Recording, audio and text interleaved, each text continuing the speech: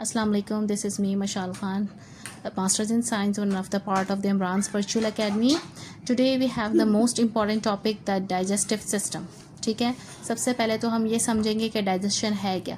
Digestion जो है वो हमारे लार्ज फूड पार्टिकल्स को छोटे टुकड़ों में डिवाइड करके एनर्जी हासिल करने को डाइजेशन कहते हैं. यानी कि हमारी बॉडी कुछ ऐसे केमिकल्स रिलीज़ करके और कुछ ऐसा मैकेनिज़्म करके लार्ज फूड पार्टिकल्स को छोटे छोटे टुकड़ों में कर देती है और फिर हमारे बॉडी सेल्स जो हैं वो एनर्जी गेन करते हैं उससे, तो उससे हम डाइजेशन कहते हैं. ठीक है, अब अगर हम डाइजेस्टिव ऑर्गन्स की बात करें कि कौन कौन से ऐसे ऑर्गन्स हैं हमारी बॉडी के जो उसमें टेक पार्ट करते हैं, तो उसको हम कुछ एक सिस्टमेटिक तरीके से समझेंगे. ठीक है ना, हम कॉम्प्लेक्स नहीं बनाएंगे डाइजेस्टिव सिस्टम को, हम इसको बिल्कुल ईजी वे में समझने की कोशिश करेंगे.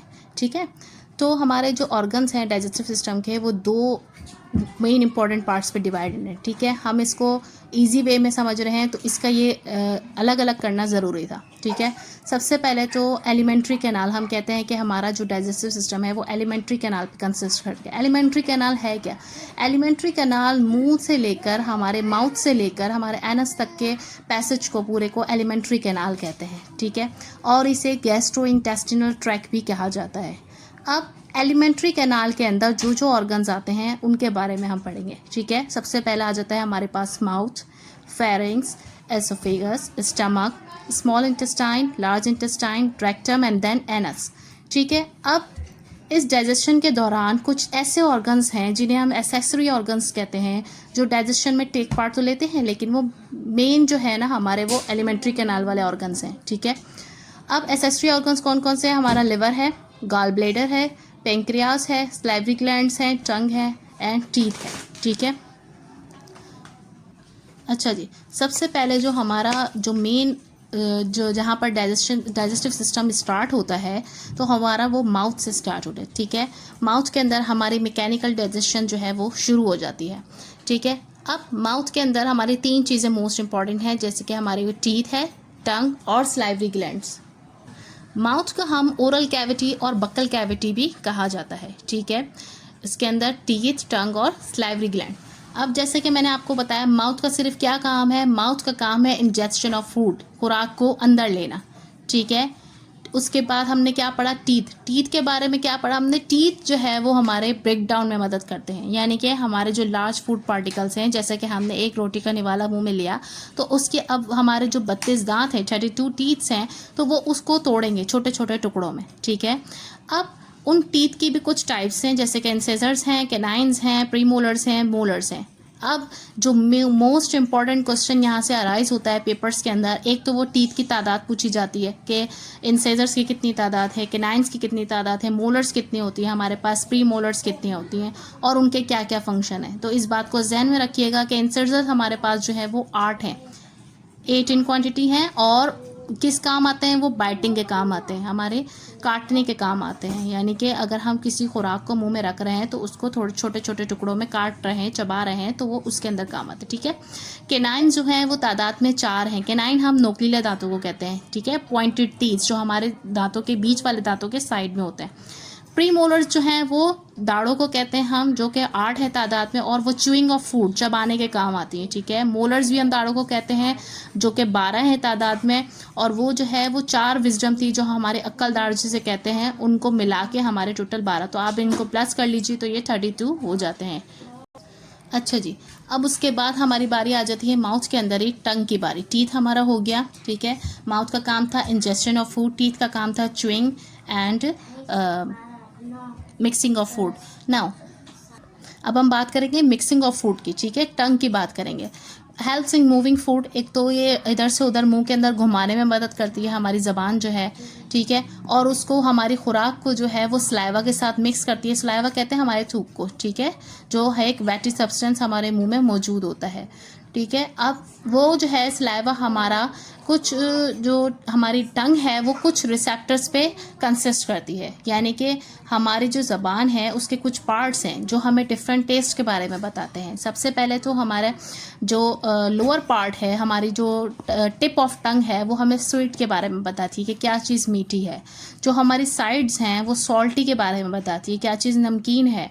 जो उससे पीछे वाली साइड्स हैं वो खट्टाई के बारे में बताती हैं, सौर के बारे में बताती हैं। और जो पिछली साइड है वो हमारी कड़वाहट के बारे में बताती है कि क्या चीज़ तल्ख है, बिटर है। ठीक है, अब हम बात करेंगे टंग के बाद आ जाता है हमारे स्लाइवरी ग्लैंड्स। स्लाइवरी ग्लैंड्स जो हमारा थूक प्रोड्यूस कर रहे हैं उन्हें हम कहते हैं स्लाइवरी ग्लैंड, जिसके अंदर बहुत से डाइजेस्टिव एंजाइम्स मौजूद होते हैं। ठीक है, जैसे कि एमाइलेज जो है वो ब्रेक डाउन ऑफ कार्बोहाइड्रेट्स में मदद देता है। ठीक है, मैंने आपको बताया हमारे माउथ के अंदर ही मैकेनिकल डाइजेशन शुरू हो जाती है। उसके अंदर हमारा स्लाइवा मौजूद होता है। टंग जो है वो हमारे फूड को इधर से उधर घुमाने में मदद देती है। टंग हमें डिफरेंट टेस्ट के बारे में बताती है। उसके बाद हमारे जो स्लाइवरी ग्लैंड्स हैं उसके अंदर एमाइलेज मौजूद होता है, डाइजेस्टिव एंजाइम्स मौजूद होते हैं, तो वो ब्रेक डाउन ऑफ कार्बोहाइड्रेट्स में मदद देते हैं। अब हमारे पास 3 किस्म के स्लाइवरी ग्लैंड्स हैं। सबसे पहले तो पैरोटिड ग्लैंड आ जाता है, सबमैंडिबुलर ग्लैंड और सबलिंगुअल ग्लैंड। तो इस बात को थोड़ा सा जहन में रखिएगा, ये ज़्यादा इसकी डिटेल में जाने की ज़रूरत नहीं है, बस ये देख लें इसकी पोजीशन। ये सबलिंगुअल ग्लैंड ये रहा, सबमैंडिबुलर ग्लैंड ये रहा और पैरोटिड ग्लैंड ये रहा। ठीक है, अब उसके बाद हम बात करेंगे फेरिंग्स की। ठीक है, अब इसके अंदर जो है एक मेन इंपॉर्टेंट जो पॉइंट है वो ये है कि च्यूड फूड क्या कहलाती है। अक्सर ये सवाल पूछा जाता है कि चबा हुआ खाना मुंह के अंदर ही वो क्या कहलाता है। वो कहलाता है बोलस। ठीक है, तो इस बात को जहन में रखिएगा। अब हमारे पास आ जाता है फेरिंग्स। फेरिंग्स कहते हैं हमारे गले वाले हिस्से को, हमारे हलक को, नरखरे टाइप को, इसको हम फेरिंग्स कहते हैं। ठीक है, जो कि मेल्स के अंदर ज़्यादा नुमाया होता है, फीमेल्स के अंदर कम नुमाया होता है। ये रहा फेरिंग, ब्लू पार्ट। ठीक है, अच्छा, अब उसके बाद है हमारा फेरिंग्स जिसे हम थ्रॉट भी कहते हैं। ठीक है, जो माउथ से लेकर एसोफेगस तक, माउथ को मतलब खुराक को हमारे माउथ से लेकर एसोफेगस तक पहुंचा रहा होता है। ठीक है, तो उसके बाद हमारा एक पॉइंट है बीच में, एपिग्लॉटिस। अब देखें कि हमारा जो फूड पाइप है ना वो कुछ इस तरीके से है। ये फूड पाइप है और ये हमारी सांस की नाली है। ठीक है, तो अब यहाँ पर एक क्लिप मौजूद होता है कुछ इस तरीके से, जिसे हम एपिग्लॉटिस कहते हैं। ठीक है, जब हमारी खुराक यहाँ से लीड करती हुई आ रही होती है तो ये एपिग्लॉटिस इसको खुराक, सांस की नाली को बंद करके खुराक को यहाँ फूड पाइप में पहुँचा देता है। ठीक है, क्योंकि अगर हमारा खाना सांस की नाली में चला जाए तो हमारा दम घुट सकते हैं, जाहिर है। तो अब यह है कि हमारा जो अल्लाह ताला ने निज़ाम बनाया है वो कुछ इस तरह बनाया है कि यहाँ पर जैसे ही खुराक आ रही होती है ढक्कन सांस की नाली पे ढक जाता है और खुराक की नाली में खाना चला जाता है। इसे हम इस ढक्कन को कहते हैं एपिग्लॉटिस। ठीक है, अब हमारे पास ये जहन में रखिएगा जैसे स्लाइवरी ग्लैंड्स की 3 टाइप्स थी, इसी तरह फेरिंग्स की 3 टाइप्स हैं, वो है नेजोफेरिंग्स, ओरोफेरिंग्स और लैरिंजोफेरिंग्स। ठीक है, यहाँ तक ये बात समझने की है कि 3 टाइप्स है इसकी, नेजोफेरिंग्स, ओरोफेरिंग्स, लैरिंजोफेरिंग्स। अच्छा, अब उसके बाद है हमारा माउथ हो गया, फेरिंग्स हो गया। अब आ जाता है एसोफेगस। एसोफेगस जो है वो हमारा फूड पाइप कहलाता है। ठीक है, इसे एसोफेगस भी कहते हैं, इसे फूड पाइप भी कहते हैं। अब अच्छा, एसोफेगस का जो रास्ता है वो क्या है, हमारे फूड पाइप, हमारी फूड को जो है वो फेरिंग से लेकर स्टमक तक पहुंचाना। ठीक है, एसोफेगस फेरिंग से लेकर स्टमक तक। ठीक है, और हमारी जो खुराक है वो जो स्टमक तक जा रही है तो वो मूवमेंट क्या कहला रही है, हमारी पेरिस्टालसिस कहला रही है। ये देखें, ये हमारा फूड पाइप है। फूड पाइप के अंदर जो है वो जब खुराक जो है हमारे यहाँ मुंह से आके इसके अंदर एपिग्लॉटिस से होते हुए यहाँ फूड पाइप के अंदर जब आती है तो इसके अंदर इस तरीके से मूवमेंट होती है, इसको हम कहते हैं पेरिस्टाल्टिक मूवमेंट।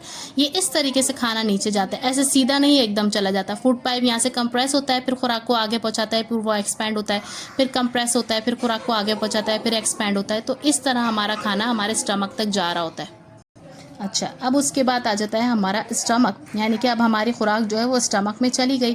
तो अब स्टमक जो है वो हमारा जे शेप्ड ऑर्गन है। ठीक है, इसकी वॉल्स जो है वो थिक इलास्टिक ठीक है, इसकी वॉल्स जो है वो थिक इलास्टिक मसल्स की बनी हुई हैं जो गैस्ट्रिक जूस जो है वो रिलीज़ करती रहती हैं। गैस्ट्रिक जूस के अंदर हमारे 3 मेन जूसेस हैं, HCl है, म्यूकस है और गैस्ट्रिक एंजाइम्स हैं। HCl का जो मेन फंक्शन है, जो अक्सर क्वेश्चन जो है वो SPSC के टेस्ट में पूछ रहे होते हैं, वो ये होता है कि किल्स माइक्रो ऑर्गेनिज्म, जो हमारे खुराक के अंदर बैक्टीरियाज आ जाते हैं, जो माइक्रो ऑर्गेनिजम्स आ जाते हैं, एक तो वो उसको जम्स को किल करता है, दूसरा ये है कि एक्टिवेशन ऑफ पेप्सिन, पेप्सिन की एक्टिवेशन भी ये करता है। इसको थोड़ा सा हम आगे चल के समझेंगे। फिलहाल अभी आप ये समझें कि HCl का जो काम है वो किल माइक्रो ऑर्गेनिजम्स, ठीक है। अच्छा, म्यूकस जो है वो लुब्रिकेशन देता है हमारे स्टमक की वॉल्स को, ठीक है। गैस्ट्रिक एंजाइम्स कौन कौन से हैं हमारे पास? पेप्सिन है, रेनिन है और लाइपेज है। पेप्सिन को समझिएगा, मोस्ट इंपॉर्टेंट जो फंक्शन है वो पेप्सिन का ही है कि break down of protein, break down of protein pepsin का फंक्शन है। पी से याद रखिएगा कि प्रोटीन की वो ब्रेक डाउन करता है, ठीक है। अब उसके बाद है कि अब जब इसके अंदर ये होता है कि इनएक्टिव रीड्स HCl, ठीक है। जैसे कि मैंने अभी आपको बताया था कि एक्टिवेशन करता है ये पेप्सिन की, तो हमारे स्टमक के अंदर जो है ना वो इनएक्टिव फॉर्म में पेप्सिन मौजूद होता है। जब HCl उसके साथ मिलता है तो वो एक्टिव हो जाता है, फिर वो जाके जो है वो ब्रेक डाउन करता है प्रोटीन की, ठीक है। इस बात को जहन में रखिएगा, हमारे स्टमक में जो पेप्सिन है वो इनएक्टिव फॉर्म में होता है, हमारे जब HCl के साथ वो मिलता है तो फिर एक्टिव फॉर्म में आता है और ब्रेक डाउन करता है प्रोटीन को।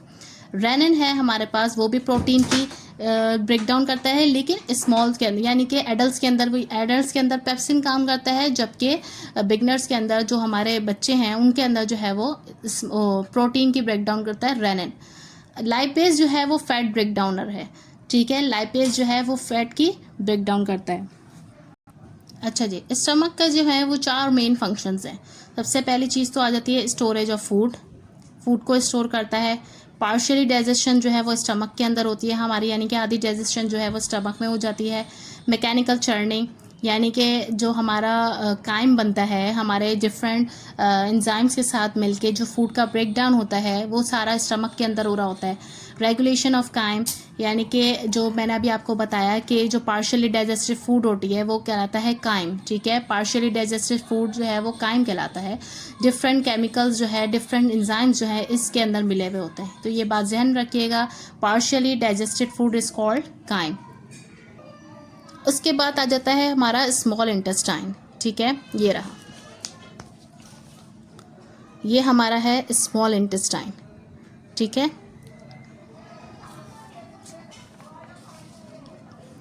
स्मॉल इंटेस्टाइन के अंदर जो है वो फाइनल डाइजेशन होती है, यानी कि अब डाइजेशन जो है वो हमारे इख्तिताम को पहुंच रही है। इसके अंदर एब्जॉर्प्शन ऑफ न्यूट्रिएंट्स हो जाती है विलाई के ज़रिए। विलाई जो है थ्रेड लाइक स्ट्रक्चर, जैसे हमारा टॉवल होता है ना, टॉवल के अंदर छोटे छोटे से माइक्रोट्यूब्यूल्स मौजूद होते हैं, इसी तरह हमारे स्मॉल इंटेस्टाइन के अंदर विलाई मौजूद होते हैं जो कि न्यूट्रिएंट्स की एब्जॉर्प्शन करते हैं। अब इसके अंदर जो मेन क्वेश्चन आता है वो ये आता है कि स्मॉल इंटेस्टाइन जो है वो कितने मीटर लॉन्ग है, क्या इसकी लेंथ है, तो वो 6 to 9 मीटर लॉन्ग है, ठीक है, और कॉइल फॉर्म में मौजूद होता है। स्मॉल इंटेस्टाइन के 3 मेन पार्ट्स हैं, ड्यूडेनम, जुजिनम और इलियम, ठीक है। अब हमारे यहाँ पर डाइजेशन अभी ख़त्म नहीं होती है। स्मॉल इंटेस्टाइन के अंदर जो पार्ट्स हैं मैंने आपको बताया, ड्यूडेनम, जुजिनम और इलियम, उसको थोड़ा सा जहन में रखिएगा, ठीक है। यहाँ से हमारे लिवर का फंक्शन शुरू होता है। ये आपको लार्जेस्ट ग्लैंड जो हमारे बॉडी का नज़र आ रहा है, ये ब्राउन कलर का, ब्राउनिश कलर का, इसे हम कहते हैं लिवर, ठीक है।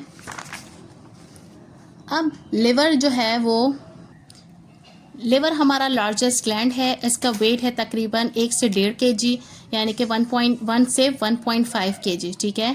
अब लिवर के अंदर हमारा होता है बाइल जूस, लिवर प्रोड्यूस करता है हमारा बाइल जूस, जो कि ग्रीनिश येलो डाइजेस्टिव जूस होता है जो फैट्स की ब्रेक डाउन करता है। इतनी बात को सिर्फ लिवर के जहन में रखिएगा। लार्जेस्ट ग्लैंड है, 1 से 1.5 kg इसका वेट है, ग्रीनिश येलो डाइजेस्टिव जूस है और फैट्स की ब्रेक डाउन करता है। फैट्स का जो ब्रेक डाउन है वो हमारे लिवर के अंदर होता है, ठीक है।